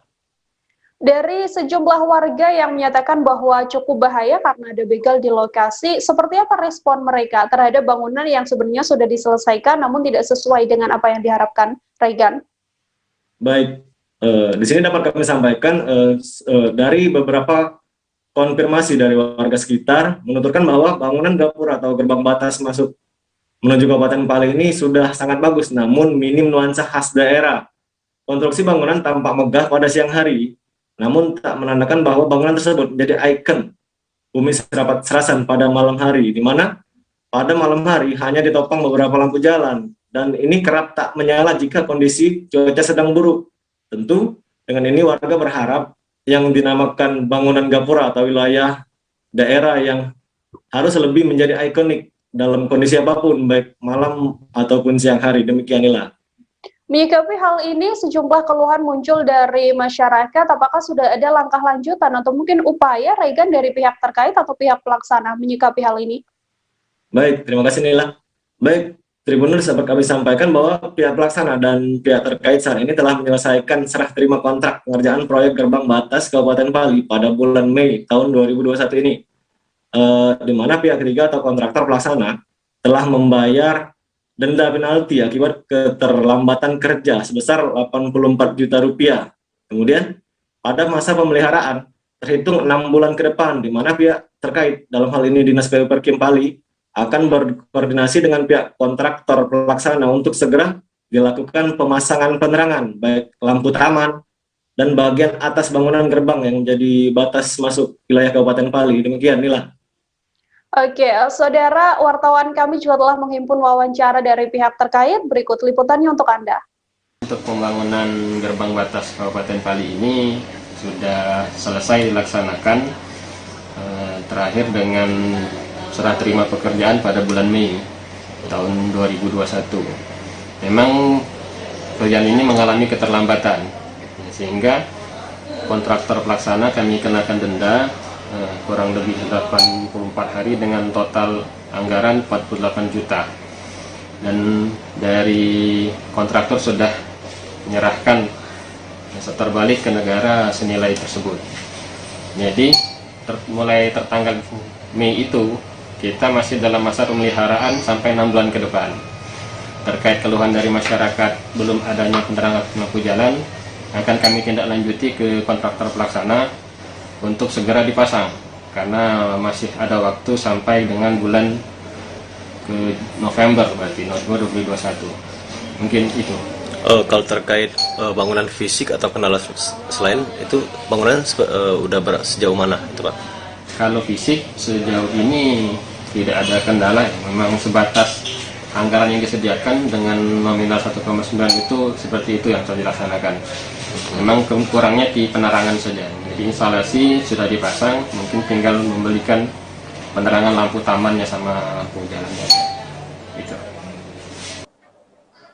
Kita beralih ke Jawa Timur, saudara. Sejumlah baliho bergambar politikus PDI Perjuangan, yakni Ketua DPR RI Puan Maharani, dicoreti dengan kata-kata tak pantas di sejumlah daerah di Jawa Timur. Terduga pelaku aksi vandalisme baliho Ketua DPR RI tersebut juga diketahui telah ditangkap oleh pihak kepolisian. Pelaku saat ini telah ditangkap di Polrestabes Surabaya. Berdasarkan hasil pemeriksaan sementara, pelaku mengaku hanya mencoret baliho Puan yang ada di kota Surabaya dan tidak di daerah lain di Jawa Timur. Namun pihak kepolisian masih melakukan pendalaman terkait pengakuan pelaku tersebut. Bagaimana informasi terkininya? Tersambung bersama saya wartawan Tribun Jatim, ada Samsul Arifin di sana. Halo Samsul, selamat siang. Halo Nila, selamat siang. Selamat siang Samsul, bisa diupdatekan bagaimana untuk update terkini dari pihak kepolisian terkait adanya baliho dari Puan Maharani ini yang dicoret-coret oleh oknum? Baik, terima kasih Nila atas waktunya.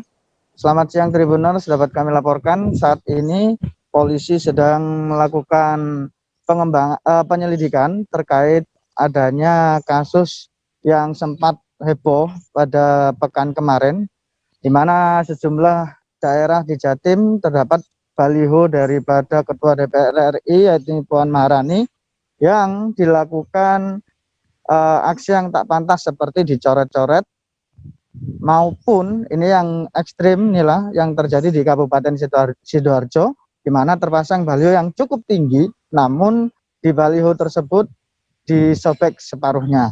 Nah, dalam hal ini disebutkan Kabid Humas Polda Jatim bahwasannya pihaknya semalam telah melakukan penangkapan terduga pelaku vandalisme yang ada di Surabaya. Namun untuk daerah lain masih dilakukan pendalaman, begitu. Apakah sudah bisa diinformasikan untuk sosok atau mungkin identitas dari pelaku yang sudah ditangkap oleh pihak kepolisian ini, Samsul? Baik Nila, untuk identifikasi polisi masih belum bisa menjelaskan secara detail, namun yang pasti pihaknya sudah mengamankan. Kami juga sudah menanyakan apakah ini pelaku lebih dari satu orang. Polisi juga masih menyatakan masih akan melakukan pendalaman dan diduga juga dilakukan oleh lebih dari satu orang, karena tidak hanya di daerah Surabaya Raya seperti Surabaya, Gresik, Sidoarjo dan yang lainnya, namun juga hampir menyeluruh ya di daerah Jawa Timur, begitu Nila. Untuk reaksi dari pihak DPC PDI Perjuangan sendiri menyikapi adanya aksi vandalisme terhadap baliho dari Puan Maharani ini seperti apa, Samsul? Baik, respon dari pihak DPC sendiri mengecam keras adanya kasus vandalisme seperti ini. Pihaknya juga tidak tinggal diam dan tentu akan membackup terus kepolisian untuk mendalami kasus ini, dan diharapkan oleh pihak DPC PDI sendiri baik maupun DPD bisa menemukan pelaku dan juga melanjutkannya ke proses hukum, begitu Nila.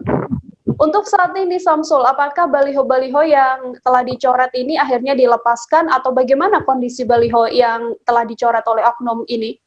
Baik, informasi terakhir untuk baliho yang dicoret itu sudah diperbaiki, seperti yang ada di Kabupaten Blitar sudah dihapus dan diganti gambar lagi. Namun yang parah ini yang berada di Kecamatan Waru di Kabupaten Sidoarjo, ini masih belum ada penanganan, masih belum juga diperbaiki. Terlihat juga di gambar tadi ada sobek separuh ya, dan itu cukup tinggi, terlebih dari 5 meter itu balihonya begitu. Nah, namun sementara pasti dari pihak DPC PDI sendiri mengaku masih akan terus akan memperbaiki baliho-baliho dan memonitoring berapa baliho-baliho yang dirusak seperti itu. Oke, terima kasih banyak atas laporannya Samsul Arifin, wartawan Tribun Jatim, terkait bagaimana kondisi terkini pasca adanya aksi vandalisme terhadap baliho bergambar Puan Maharani. Selamat bertugas kembali Samsul, terima kasih banyak. Kita ke informasi lain, saudara. Pelaku penyiraman air keras terhadap wartawan media online di Jalan Ginting, Medan Tuntungan pada Minggu 25 Juli malam dikabarkan telah ditangkap kepolisian. Pelaku diketahui berjumlah 2 orang dan mengenakan helm saat melakukan aksinya. Berdasarkan keterangan korban yakni Persada Sembiring, pelaku penyiraman bertubuh tinggi dan juga kurus. Pelaku beraksi menggunakan sepeda motor Yamaha Vixen bersama dengan seorang pelaku lain. Namun pelaku yang berada di atas motor tidak diketahui bagaimana ciri-cirinya.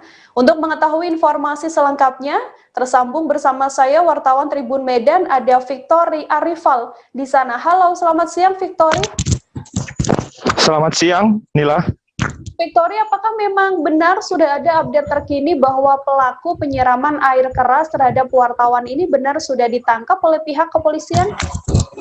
Ya, informasi yang kami himpun di lapangan disebutkan bahwa Polrestabes Medan, terkhususnya Satreskrim Polrestabes Medan dan bersama dengan Polsek Medan Tuntungan sudah ada mengamankan 2 orang pelaku penyiraman, yaitu yang melakukan penyiraman terhadap si korban. Namun hingga saat ini baik pihak Polda, Polrestabes Medan, bahkan Polsek bungkam dan belum ada membeberkan baik identitas maupun kebenaran akan penangkapan tersebut. Namun ada di Polrestabes Medan sudah ada yang diperiksa beberapa orang, dan informasi yang dihimpun bahwa kedua pelaku juga sudah ada di dalam. Inilah. Sorry, apakah sudah ada informasi sementara mungkin terkait apa sebenarnya motif dari para pelaku ini menyiram mata korban dengan air keras? Ya, informasi yang dihimpun berdasarkan dari keterangan teman korban yang membawa korban langsung ke rumah sakit mengatakan bahwa ini berkaitan dengan bandar judi yang ada di Kecamatan Medan Tuntungan, di mana orang yang memanggil korban Persada Sembiring itu adalah berinisial Tarigan, JHT. Dia sudah berjanji untuk menemui korban di simpang jalan, namun dia tidak datang, melainkan kedua pelaku tersebut yang datang, sehingga besar dugaan bahwa kedua pelaku ini berkaitan dengan bandar judi alias suruhan dari bandar judi tersebut untuk melakukan penyiraman air keras tersebut. Inilah. Oke, apakah bisa dikatakan bahwa sosok yang akan ditemui oleh korban ini juga terlibat atau mungkin menjadi dalang dari aksi 2 pria yang melakukan penyiraman, Victory? Ya, informasi yang dihimpun, polisi juga masih mengejar satu lagi orang pelaku yang diduga adalah berinisial JHT ini yang mengajak korban untuk berjumpa, dan saat ini masih sedang diburu oleh pihak kepolisian. Hari ini diinformasikan bahwa Kapolda Sumut akan merilis kasus ini, namun hingga sore hari ini belum ada update terakhir bagaimana langkah selanjutnya, apakah akan dirilis hari ini atau menunggu untuk pelaku seluruhnya ditangkap terlebih dahulu. Inilah. Oke, Victoria, untuk kondisi terkini dari wartawan yang mengalami penyiraman air keras sendiri ini seperti apa?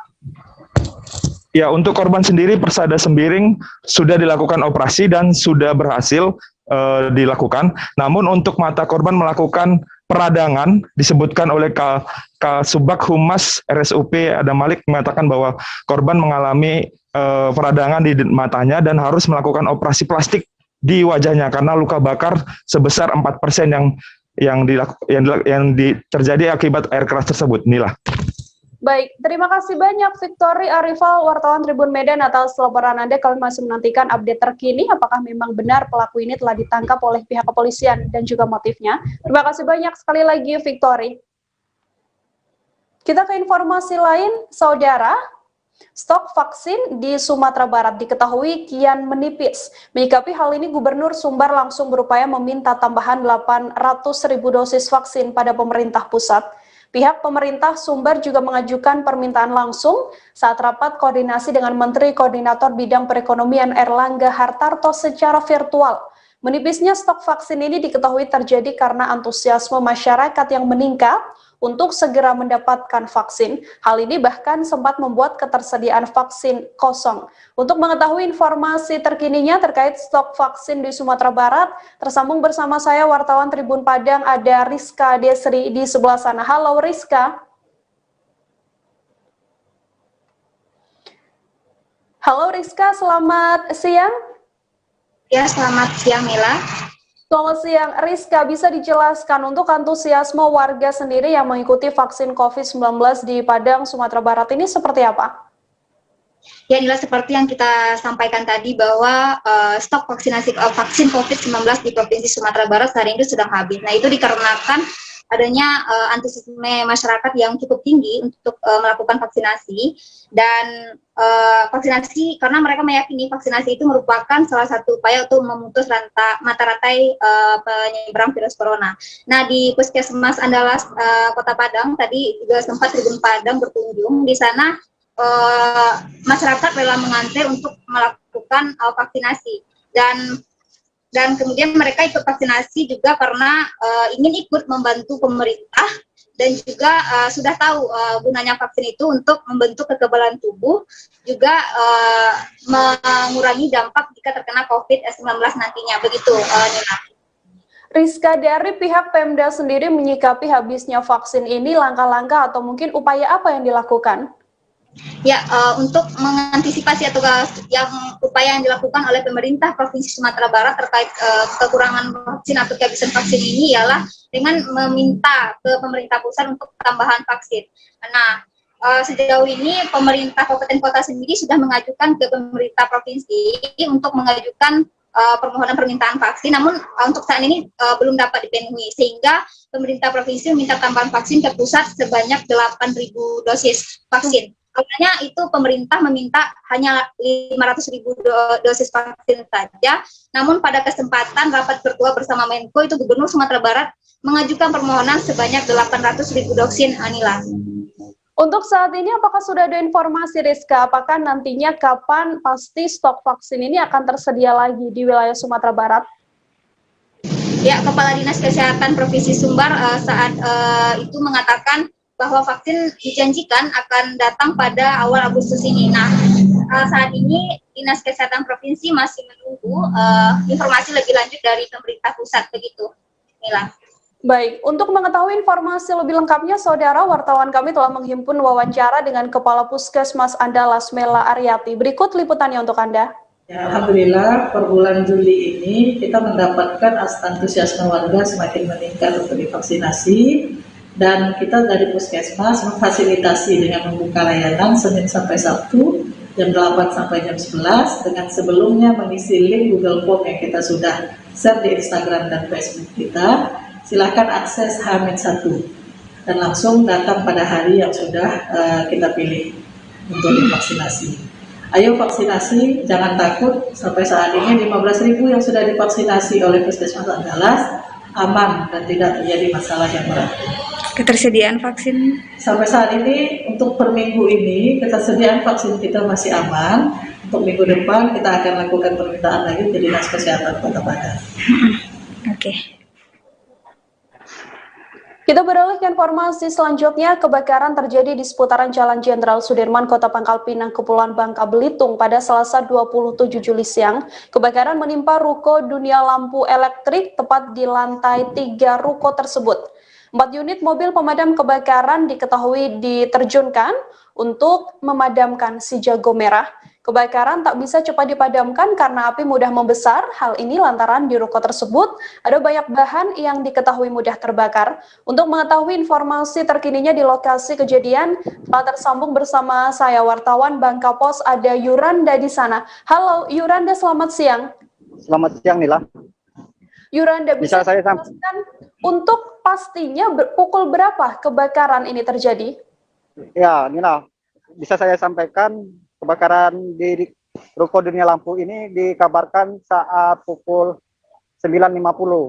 Pihak Dunia Lampu menghubungi damkar dan untuk memberitahu bahwa ruko mereka terbakar. Sehingga pihak damkar langsung menurunkan 5 unit mobil pemadam kebakaran ke lokasi kejadian. Untuk situasi ini di lokasi kejadian berdasarkan pantauan Anda seperti apa, Yuranda? Untuk lokasi terkini di lokasi kejadian kebakaran terdapat 10 mobil yang terdiri dari damkar Kota Pangkal Pinang, Provinsi Kepala Bangka Belitung, dan water cannon yang dikerahkan oleh Polda Bangka Belitung juga tampak ada di sini. Sementara diduga api yang di sini bersumber dari lantai 3. Begitu Nila. Sudahkah bisa diketahui apa mungkin penyebab sementara dari kebakaran ini, Yuranda? Ya, berdasarkan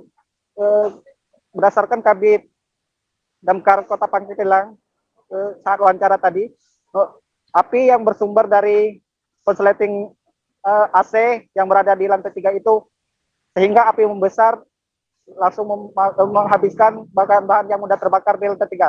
Diketahui juga di lantai 3 itu terdapat barang-barang yang mudah terbakar seperti kabel dan kardus yang lainnya. Di lantai 3 itu pun terdapat gudang untuk menyimpan barang-barang yang dijual di lantai pertama, lantai dasarnya. Begitu Nila.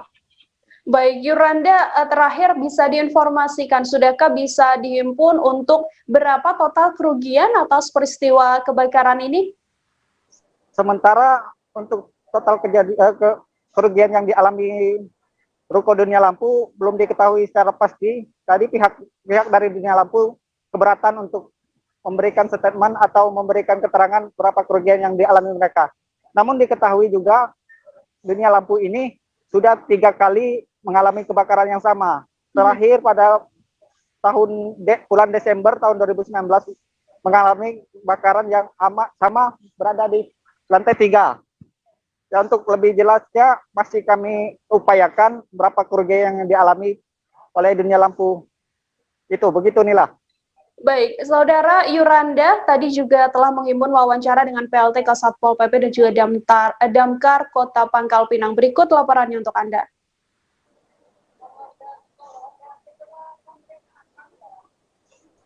Penyebarnya udah ke-4 ruko ini Pak ya, atau gimana Pak? Ya, 4, tapi sudah kita kendalikan semua. Jadi yang terbakar yang titik angkut aja, yang lainnya mungkin masih bisa jadi problem. Dugaan sementara tempat itu untuk penyimpanan lampu atau seperti apa itu? Nah, kurang tahu kita. Karena kondisinya gelap, saya naik ke lantai 3 tadi, kondisinya gelap karena asap seperti itu, mata berperi, karena kan memang kebakaran di situ kan. Nah, kemudian hingga saat ini apakah ada korban nih Pak? Nggak ada, belum. Kerugian ada berapa kiraan? Kalau kerugian, ranahnya nanti itu. Iya, siap. Bukan di ranah kita. Terakhir Pak, tadi Bapak menyebutkan bahwa ada beberapa yang ikut berpartisipasi dalam menanggulangi api ini ya. Betul. Nah, boleh disebutkan siapa saja Pak yang ikut Jadi berpartisipasi? tidak persen juga, karena kita kan nggak ada mobil untuk naik atas seperti itu, dibantu oleh dinas persin. Nah, dalam rangka karena kita melihat kebakaran seperti ini, jadi kami sudah kontak juga kawan-kawan dari Angkasa dari PP5, dalam rangka untuk membantu. Secara prinsipnya, koordinatornya tetap di Kota Pangkal Pinang untuk membantu seperti itu. Karena kalau api nggak bisa. Kalau kebakaran nggak bisa, ini ke sini nggak bisa.